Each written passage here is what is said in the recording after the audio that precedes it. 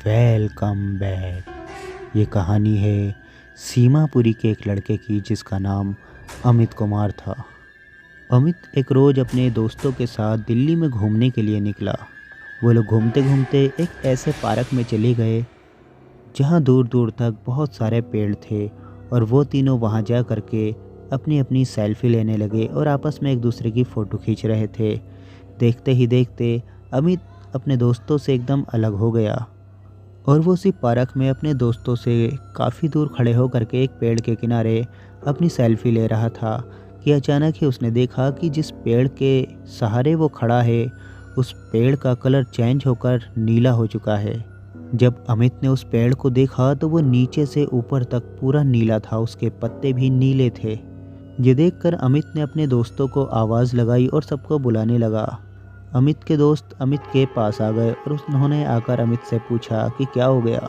अमित ने अपने दोस्तों से कहा, क्यों, क्या तुम्हें कुछ नज़र नहीं आ रहा? इस पेड़ का कलर देखो, ये नीले कलर का पेड़ है।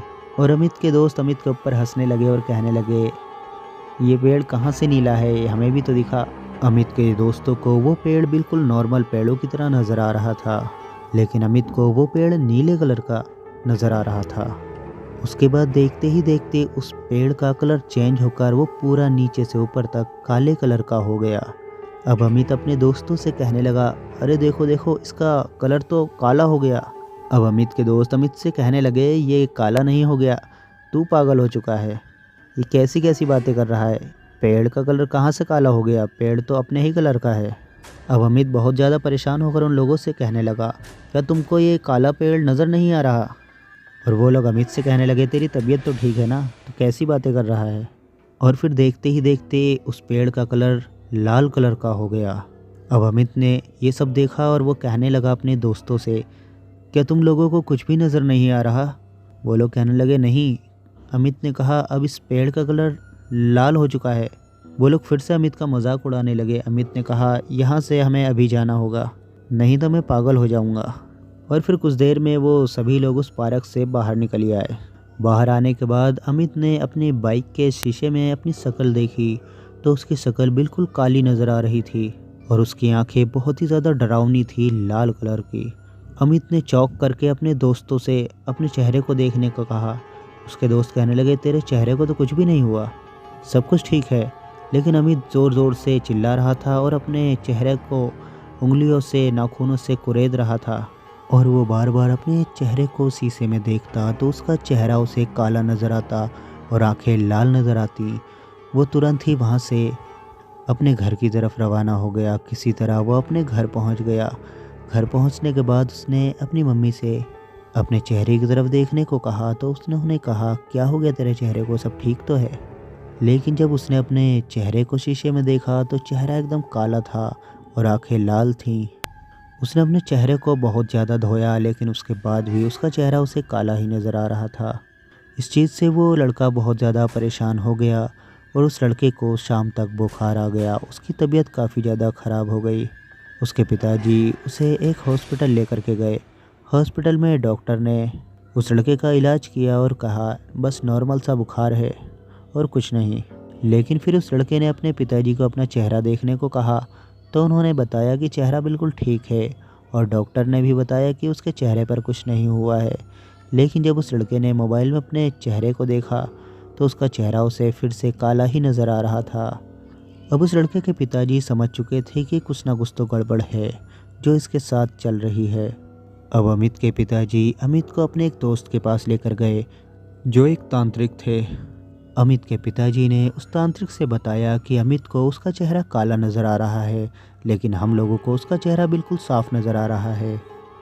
फिर उस तांत्रिक ने अपनी कुछ विद्या से अमित को देखा और कहा कि इसका इलाज रात के 12 बजे ही हो सकता है और जिस जगह मैं बुलाऊंगा तुम्हें उस जगह आना होगा। अब वो तांत्रिक रात के वक्त अमित और उसके पिताजी को एक बहुत ही घने जंगल में लेकर के गया। वहाँ ले जाने के बाद उसने अमित के सामने एक बहुत बड़ी अग्नि जला दी और अमित के चारों तरफ एक लकड़ी से एक गोल सर्कल बना दिया और उसके बीच में अमित को बिठाल दिया। उसके बाद वो तांत्रिक कुछ पढ़ने लगा और अमित के ऊपर कुछ फेंक फेंक कर मारने लगा।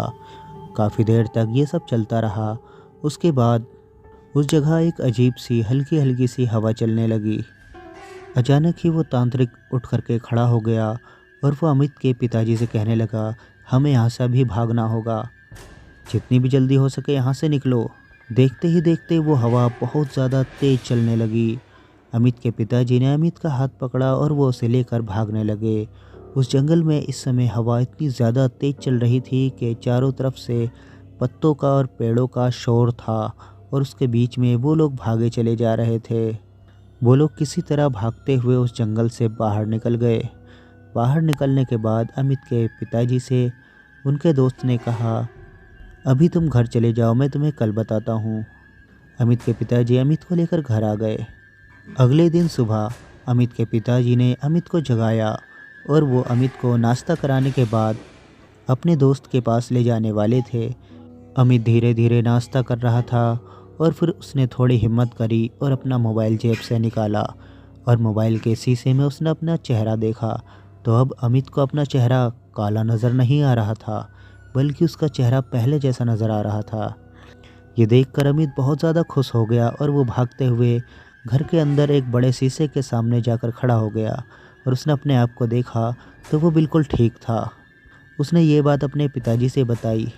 अब उसके पिताजी भी खुश हो गए। फिर अमित के पिताजी वहाँ से उठ करके अपने दोस्त के पास चले गए ये खुशखबरी बताने के लिए कि अमित बिल्कुल ठीक हो चुका है। लेकिन जब वो उसके घर पर पहुँचे तो उन्हें पता चला कि वो तांत्रिक रात में ही मर चुका था। किसी ने उनका गला दबा करके उन्हें रात में मार दिया। ये सुनने के बाद अमित के पिताजी को बहुत ज़्यादा दुख हुआ और अमित के पिताजी समझ चुके थे कि ये कोई नॉर्मल मौत नहीं है, ये किसी शैतान के द्वारा ही इनको दी गई मौत है। क्योंकि जो भी कुछ रात में हुआ था वो कोई नॉर्मल बात नहीं थी, वो बहुत ही डरावनी रात थी जिसको भुलाना भी नामुमकिन था। लेकिन वहीं दूसरी तरफ अमित के पिताजी को खुशी थी कि उनका बेटा बिल्कुल ठीक हो चुका है। और ये कहानी यहीं समाप्त हो जाती है। Thanks for watching, bye bye.